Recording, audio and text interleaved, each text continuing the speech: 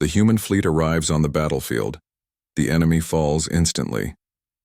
The Battle of Crimson Nebula had been raging for 18 hours when Admiral Keth of the Galactic Defense Coalition received the transmission that would change the course of galactic history. His fleet of 700 vessels was being systematically destroyed by the Devourer Armada, their adaptive weapons and regenerating hulls proving immune to every tactic in the Coalition playbook. "Sir, we're receiving a priority communication from Sector Command," reported Lieutenant Vale from the communication station, her crystalline form flickering with stress patterns. "Human fleet elements are requesting permission to enter the battle zone." Admiral Keith paused in his analysis of the tactical display, where red indicators showed the steady advance of Devourer bioships through his defensive formations. The enemy had already consumed 3 core worlds and was positioning to strike at the heart of galactic civilization. Every available warship from 6 major species had been committed to this battle, and they were losing badly. "How many human vessels?" Keth asked, though he wondered what difference it could make. Humans were known for their merchant ships and exploration vessels, not military might.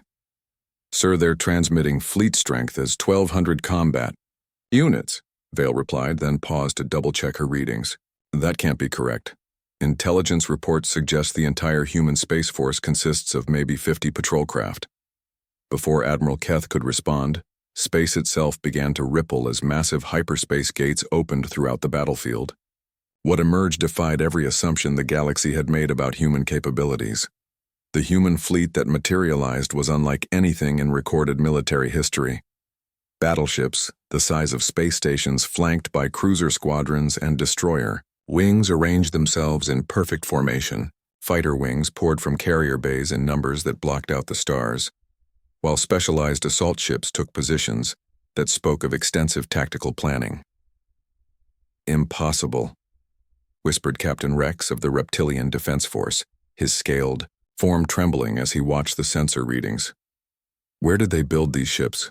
Our intelligence networks show no evidence of human military construction on this scale." The lead human vessel, a massive dreadnought that dwarfed even the Coalition's largest battleships, opened communication channels across all frequencies. The voice that emerged spoke with the calm authority of someone accustomed to command in impossible situations. "Coalition forces, this is Admiral Cross of the Terran Deep Strike Fleet. All units are to withdraw to minimum safe distance immediately. We're implementing Protocol 7. Admiral Keth had never heard of Protocol 7, but something in the human admiral's tone suggested immediate compliance would be wise. "All Coalition vessels, execute emergency withdrawal. Move to coordinates specified by the human fleet." The surviving Coalition ships limped away from the main battle zone. The human fleet began its assault with mechanical precision that spoke of extensive combat experience. What followed redefined Admiral Keith's understanding of warfare. The Devourer bioships had proven nearly invulnerable to conventional weapons, their living hulls adapting to energy signatures and regenerating damage faster than Coalition forces could inflict it. The massive creatures had swept through sector after sector, consuming everything in their path and growing stronger with each victory. Against the human fleet, they lasted exactly 47 seconds. The Terran vessels didn't use standard galactic weapons technology. Instead, they unleashed coordinated barrages from weapon systems that seemed specifically designed to counter every adaptation the Devourers had developed. Where Coalition energy beams had been absorbed or deflected, human weapons carved through bioarmor like heated blades through ice. "How are they doing this?" Captain Rex asked in amazement as Devourer vessels that had seemed unstoppable moments earlier began exploding throughout the battlefield. The answer came from Admiral Cross himself, as his fleet systematically dismantled the enemy armada. "The Devourers have been testing our outer colonies for 2 years, he explained over the communication channel. They thought we were isolated prey, cut off from galactic support. A massive Devourer bioship, one that had absorbed the firepower of an entire Coalition battle group without significant damage, found itself targeted by 3 human dreadnoughts simultaneously. The creature's adaptive armor meant nothing against weapons that had been specifically designed to counter its defenses. They learned to adapt to your technology," Admiral Cross continued as the bioship was systematically dismantled by human fire. "But they never encountered ours. Every weapon system in this fleet was developed through direct combat experience against Devourer forces. Admiral Keth watched in fascination as the human fleet demonstrated tactical coordination that suggested years of training for this specific enemy. Fighter squadrons used attack patterns that seemed to anticipate Devourer countermeasures, while capital ships positioned themselves to create overlapping fields of fire that left no escape routes. "Admiral Cross," Keth transmitted, "how long have humans been fighting the Devourers?" 2 years of active combat," Cross replied as his ships continued their systematic destruction of the enemy formation.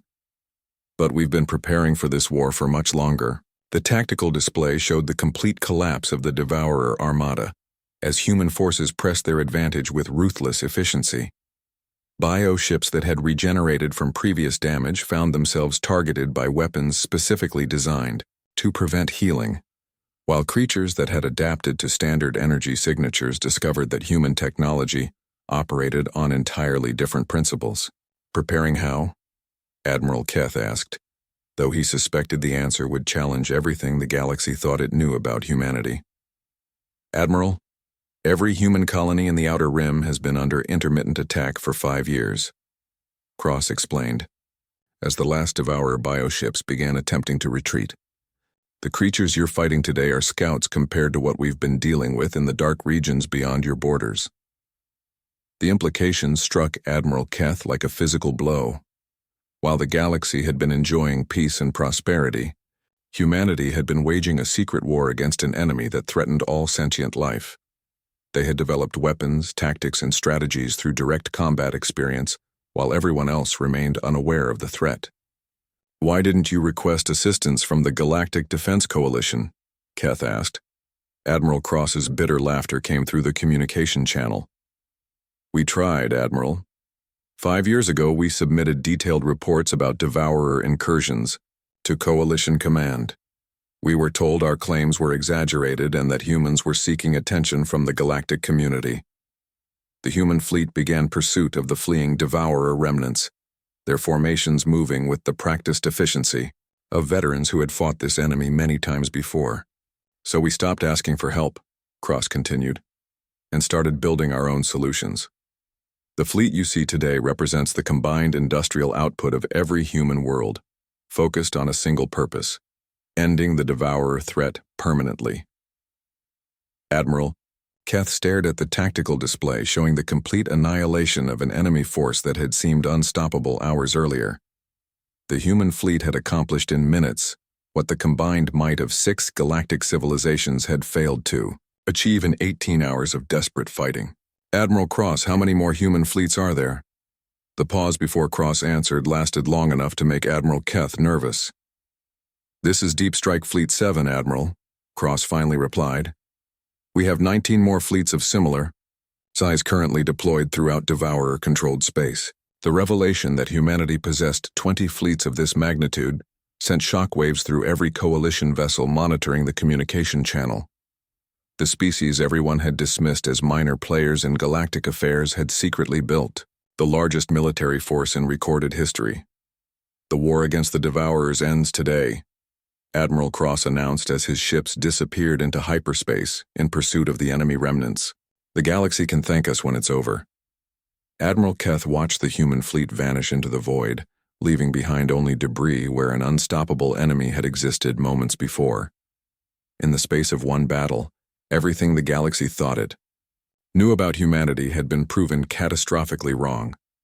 The Coalition had arrived at Crimson Nebula expecting to make a final desperate stand against an overwhelming enemy. Instead, they had witnessed the moment when humanity revealed itself as the galaxy's true dominant military power, and they had been fighting alone all along.